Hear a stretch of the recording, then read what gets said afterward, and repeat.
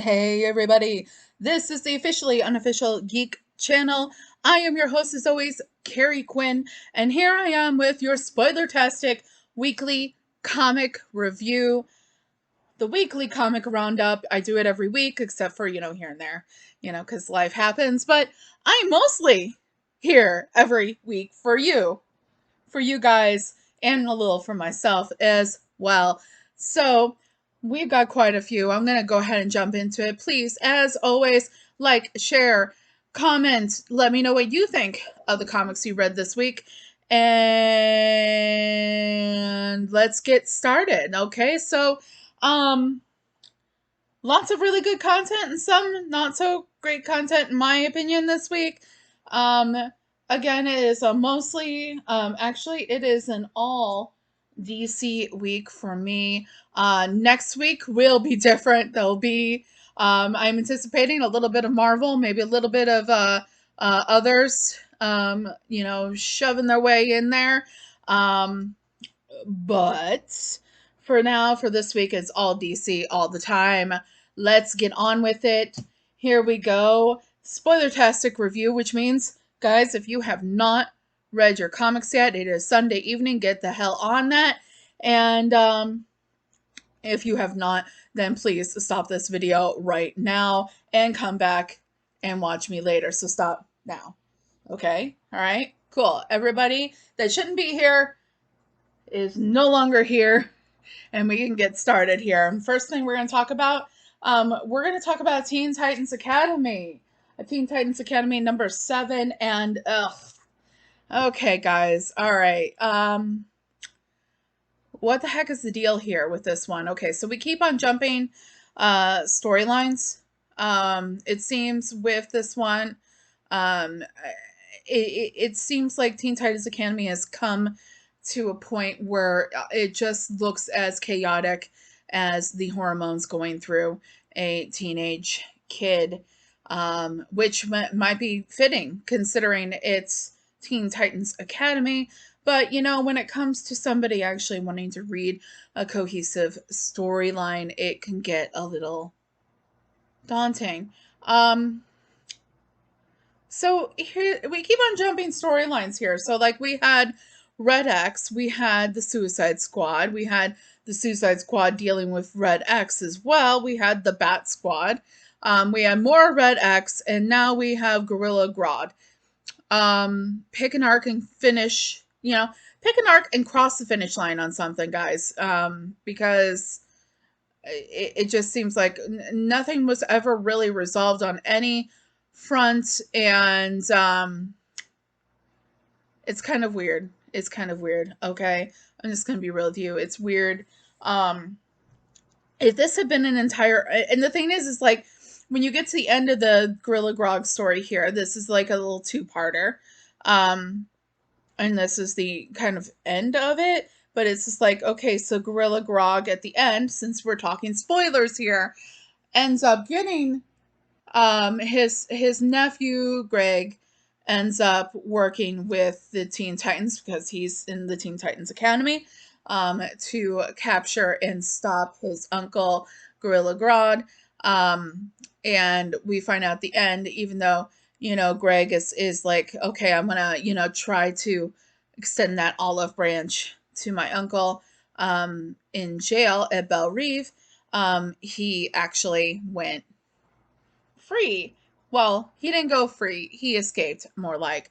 And so we're also getting told that that's going to continue somewhere. But is it what the thing is because of the jumping arcs?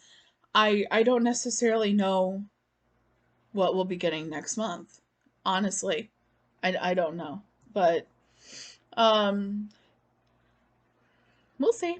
We'll see. The next one I'm going to talk about is a new one. It's yes, a limited series, but it is also going to be, I believe, yeah, it's one of 12 issues. So we're going to be getting this for the next year, and that's the new series by Tom Taylor, Dark Knights of Steel. I love that cover. That's pretty awesome.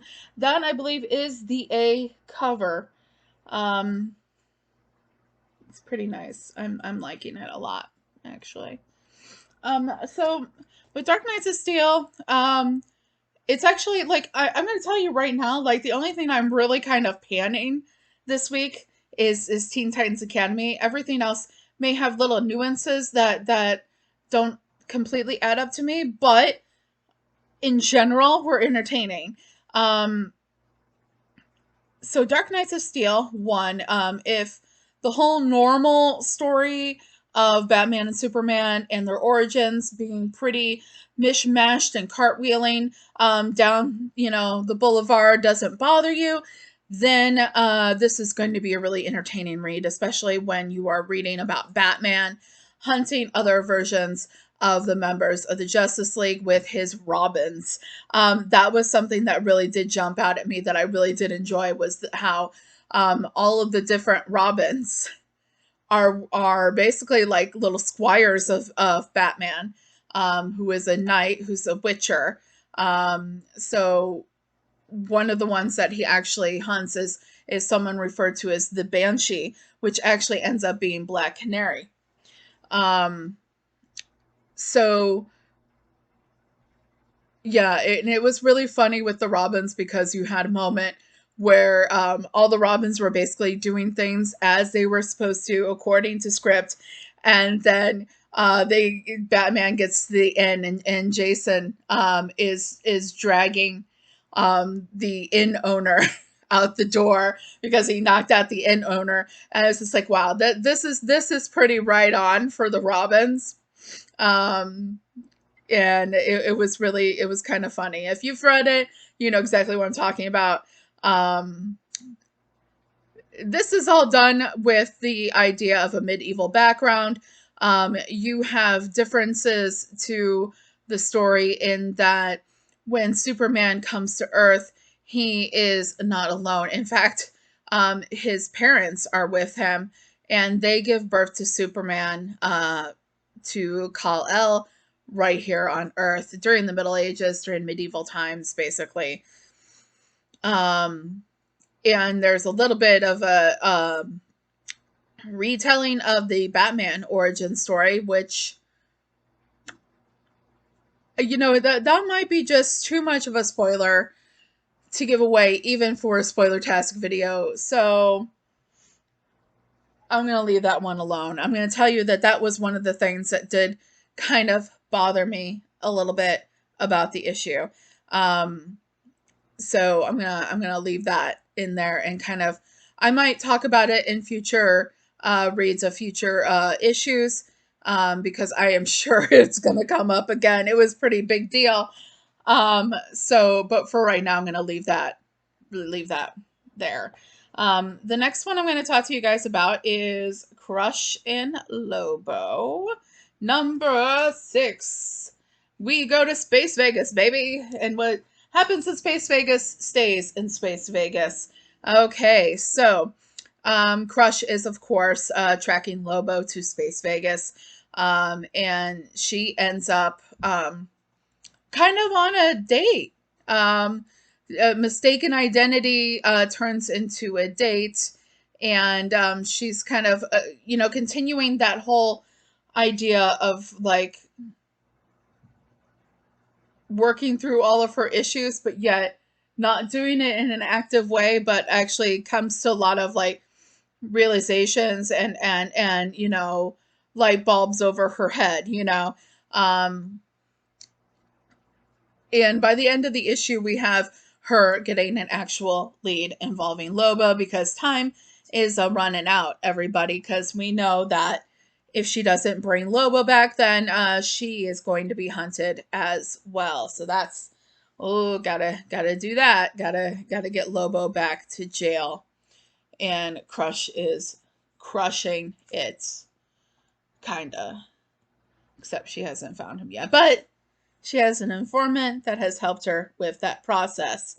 I'm really enjoying this. It's only 8 issues. This is issue number 6. We got 2 more issues to resolve this whole thing, and I'm pretty happy where this is going. I'm very happy that this is kind of one of the first like series that I got to read actively as it was happening with Lobo, with Crush.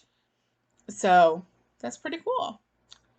So the next one we're going to talk about DC Horror Presents Soul Plumber. Now, this is issue number 2. This, if you recall, is the DC Horror Presents book that is written in part by the gentleman that have the Last Podcast on the Left. And it is still very entertaining. We pick up where with Edgar having just released what he thinks to be at first a demon, but then he kind of finds out that there's kind of more to the situation. The situation isn't really involving a demon, but actually kind of like an interdimensional being, which, to be completely honest, he does not have much experience with, nor does he really have much experience with anything like demon like. We do get a lot more backstory involving Edgar's situation, and what happened to, at first, with his childhood, what drove him to want to become part of the clergy, how he ended up getting into seminary school, how he ended up getting kicked out of seminary school. And it's all very, there's a lot of puke and shit humor here, which I gotta tell you, you gotta bring this up with people sometimes. Like, if they're trying to figure out if they want to read a book, you should really mention it, because some people can deal with the puke and fart and shit humor. Believe me, I don't want to know a time where I think a fart is not funny. Where I think someone, shitting their pants is not funny. I there needs to be a time throughout my entire life when I think a fart is funny. So, kudos to Soul Plumber, because that's still there. So, the situation definitely needs some help dealing with, and he does get help. And there's an interesting Frankenstein moment with this interdimensional being. Like I said, lots of puke and shit humor. Like, for some people, it'd probably be almost too much, but I don't ever want to be a person that thinks farting is not fun. Sorry, that's just how it is. I'm really enjoying it. I'm going to keep reading it. It's great. Okay, so the next one I'm going to talk to you guys about is a new one. It's kind of based off an old story and some newer stories that have happened. But we've got book 1, Black Label DC, The Human Target #1 by Tom King. And I'm going to tell you something, guys. I wasn't originally going to be touching this one, okay? I wasn't originally going to be doing it. I wasn't going to be reading it. But then my boyfriend, who went to go pick up the comics, got talked into it by our local comic book guy, Neil, at Clyde's Comics, Rockford. Visit him. He knows everything. He also sometimes watches my videos. So, yep. Thanks, Neil. Thanks. Now I'm reading Human Target. Thanks. I did not expect to like this one, but then I did. I love the 60s style, the 60s shag art type style. I expected, due to it being Tom King, that it was going to be too narrative, and not enough conversation and action. But the action and narrative intermingling here worked quite well. The Human Target is this, like I said, renewal of an old story by the same name, where a man is hired. Well, basically, he's a freelance, man to hire. If you're being threatened or your life is being threatened, he takes your place, and he deals with the brunt of that, which is basically where we have him. He's in this issue. Basically, he has been hired to take the hit that's coming against Lex Luthor, and he deals with that. But there's something else that has happened. He guesses his coffee had been poisoned earlier in the day, and he is not doing well with that, and it's looking pretty grim for the Human Target.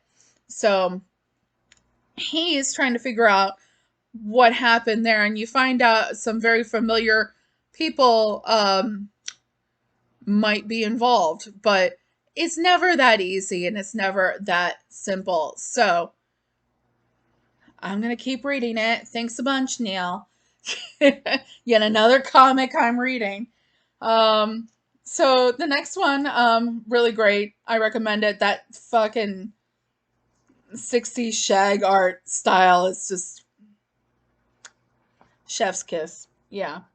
So next one I'm going to be talking to you guys about is, I love this thing. This thing went from being one of my least favorite books to being one of my most favorite books every month, and that is Batman Reptilian. It's too bad it is a limited series. We're on book 5 now. Just right in the first page, guys, right in the first page. So like sometimes with some of these ones, especially when the art, I'm kind of like, I love the art, but like I'm kind of iffy on it also as well. I like to flip through some of these that look different, and you know, even before I have a chance to read them. And right away on that first page, we have the if you recall from the last issue, we have the Beast kind of holding on to Killer Croc, and Batman's like, hey, you know, go ahead and, you know, suckle it, you know, go ahead and do that. I just love the witty, dry, sarcastic Batman humor. The way Garth Ennis writes him, it's just, it's amazing. At first, it was kind of, it was like, at first, it was like, I didn't like it. Seriously, that first issue, if you go back and watch me review it, I am like panning the shit out of it. I did not like it. But then I gave it another shot and it got me in that second issue. So if you have not read Batman Reptilian yet and you're waiting, cool. But definitely give it a read at some point.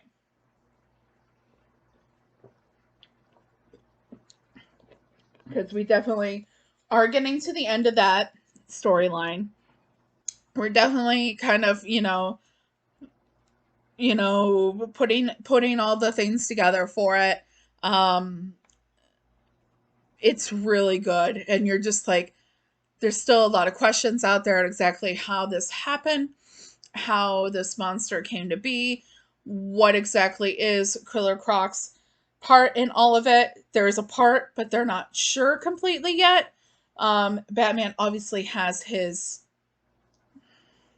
theories, obviously. So really great. I love how Garth Ennis writes Batman. It's wonderful, wonderful. So I really had a rough time picking an issue of the week. So we're gonna really just kind of go with these next 3 are my top 3. They're my issues of the week. There's no one issue of the week, not one story of the week, but these next 3 got me completely. The first one we're gonna go ahead and talk about, we're gonna talk about the Swamp Thing, number 9, which we just found out when it Swamp Thing, if you've been enjoying Swamp Thing but have been really salty about the fact that there's only 10 issues, yes, we have found out recently, a while ago, that there is going to be a season 2. It is going to be written by Rom V. Thank you very much. And we are also, okay, so here's the deal. We got an idea of exactly when we're getting this, okay? Not just some arbitrary, there's going to be more, but we've been told that it is coming around spring 2022. So, not too horribly far away. So, we've got this November issue. We've got December, which is the end of this particular arc. And then we got to wait a few months because it's going to go on hiatus and then it's coming back. So, mark your calendars because we actually found out. I believe they were saying it's coming in March, March of 2022. It's either March or May. It's an M month. It's an M month in the spring. So that could be March or May. March or May. In fact, I think those are the only two M months. Yeah. So it's March or May. It's March or May. It's not June. It's not June. It's March or May, guys. Okay. So basically what we got going on, I got hung up on talking about when everything's coming. And I didn't even talk about the issue yet. And I was about ready to move on to the next one. So Prescott has Jen. Levi is looking for Jen and is pissed that they took her because he used that really cool like green trick where there was like one plant that was not knocked over and it was an orchid and he's like, tell me what you know. And the orchid tells him what the orchid saw and he's like pissed, right? So he's going off to Prescott to find Jen. Jen has obviously been kidnapped by Prescott, and they're doing one of those things where they're like, "We've kidnapped you, we've completely fucked you over, but we want you to work for us." Uh huh.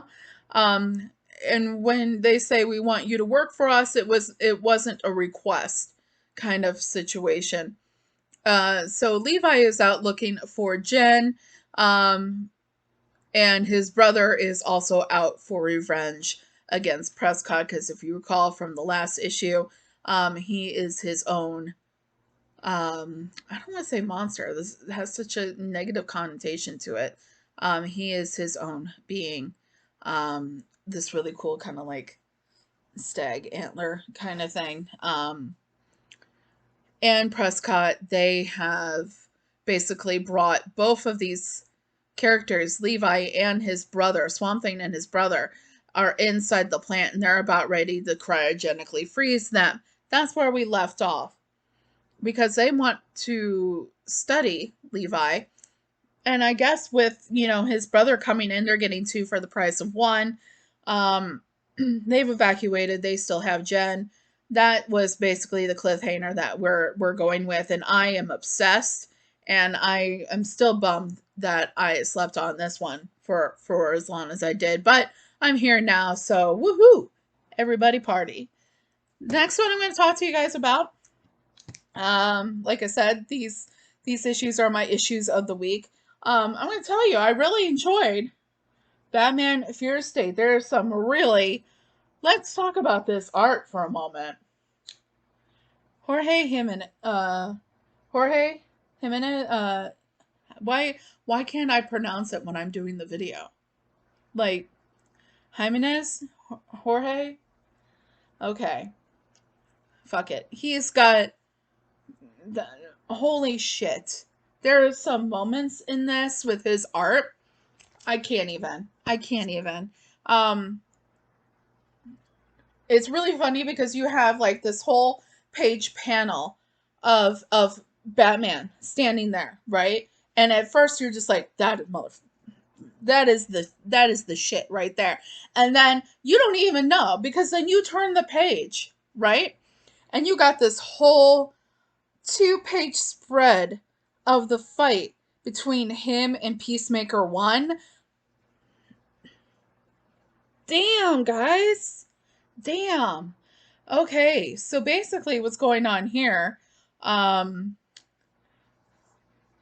didn't even do notes for this because I just read this one. Okay, so basically what's going on here is we've got the whole stuff happening with Batman and Miracle Molly. We've got the whole stuff happening with Poison Ivy. Ghostmaker is trying to help Poison Ivy, Queen Ivy, excuse me. But it's Ghostmaker versus 20 Magistrate. Okay, he's great and he's wonderful, but he's not that great. Okay, so people are trying to calm down Queen Ivy, and Queen Ivy's like, no, screw you all. Okay, and she starts getting kind of destructive and causing seismic activity and all that kind of stuff. And God love her, Harley shows up because she's just like, I'm never going to listen to another man. And Harley, you just see Harley's mouth and she's like, but would you listen to me? Or more like, would you listen to yourself? Which means then there's this like whole page where it's just like, there is the other portion of Ivy right there. Bella, Bella the gardener and Harley Quinn, they got Ivy back over there to Ivy. Ivy to Ivy. Let's see if two can become one, at least on paper, maybe. Let's see if we can get some Spice Girls action. That two become one thing. Yeah, okay. But okay, so let's double it back over and go back to Batman. Okay. Batman, he is dealing with the whole Peacekeeper 1 situation. Peacekeeper 1 is like got this like epiphany moment where there's bits and pieces of different items that happen in DC's future state, especially the Gotham issues that are coming up, and it's really great and it's looking really awesome. And it's like you were wondering in certain issues why certain things were happening the way they were happening, and you're like, oh crap,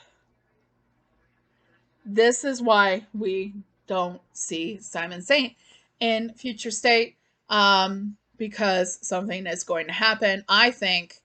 And we do see Dr. Crane in future state. So let's see here. We can make some predictions here, but let's just let this play out. Let's just let this play out because everything's happening with Molly and Batman and Peacekeeper and Scarecrow and everything they're trying to do. It's all very like everything is happening. Everything is happening. But I don't want to stop talking about Batman 116 without talking about the Batgirl's second backup story. Which is really great. And let me tell you, like the art and the story and everything like that, I'm like vibing with. But let me tell you something: the bright, vibrant colors of the colorist blew my mind. I was just like, wow, this is absolutely gorgeous. The way those colors interacting with the story and the paneling and the art and everything like that. Like, Jesus Christ, guys. Awesome. Awesome. Awesome. So, okay, so that brings us to the last issue of the week. Believe me, I'm trying to get through these. I'm trying to keep it under 30 minutes. I might go just a little bit over, guys. Sorry, but that's how it is. But I can't let you guys get away without talking about Arkham City, the Order of the World. Oh my god, still getting the Vertigo vibes here on this cover. 90s Vertigo vibes. Anybody else having them with this cover? I had it with the last one. I had it with everything inside of the book as well. Oh my gosh. Okay, so the Ten-Eyed Man is trying to direct the doctor, Joy Jocasta, where to find the escaped patients. However, we have a certain crusading angel with a flaming sword looking for everyone too. Yeah, guys, Azrael. Yeah. And sword is flaming and ready to do some shit, okay? So the doctor just wants to help their patients. But they're not really going about it very well. They think they're going about it very well, but this is not going to work out well, and people do get hurt in this method. But the thing is it's the people that get hurt. The police officer, the detective she's been working with, ends up getting shot, but he's not dead. But the thing is like he doesn't understand mental health awareness and everything like that. So it's like you're kind of like, you know, maybe he needs to be sitting someplace where he can't get hurt anymore, and somebody else needs to kind of take the reins involving this, because really, like, this guy had one of those things where it was like, a we really don't want to have to deal with people, and we're just gonna throw them in jail. And obviously the good doctor was not thrilled with that concept. So that's where the conflict comes from. Besides the whole idea of the conflict being that there's a bunch of mental health patients from Arkham Asylum running free because Arkham went to, got attacked and everything during A Day. So, I mean, there's that as well. So, but I really enjoyed this issue again. I'm getting the Vertigo vibes. I'm like totally into it, and I love it, and I'll be keeping track with that one as well. So we got some really good, that's it for this week. We got some really great stuff coming next week. We have got the second issue of Batman the Imposter. We have got Superman versus Lobo, finally, the second issue for that. We've got Future State Gotham. We're gonna find out what happens to Jason, hopefully. We're going to, oh, we got the Joker. We're going to see how that moves along. So I'm really excited for that. But that's it for this week. I hope you enjoyed my reviews. I hope you enjoyed my video. And if you did, please give me a subscribe, give me a like, give me a comic. Let me know what you thought of all the comics that were read this week. Even maybe if you have ones that I didn't read, let me know about them. Maybe you'll add to my stack as well. Um, but I really just enjoy doing this with you guys, and even if I have to do it quickly like I did this week, that's all good for me. I'm really glad that you guys are joining me on this, and we're having fun. I'm having fun. You're having fun, I hope. And this is great. So this is it for this week.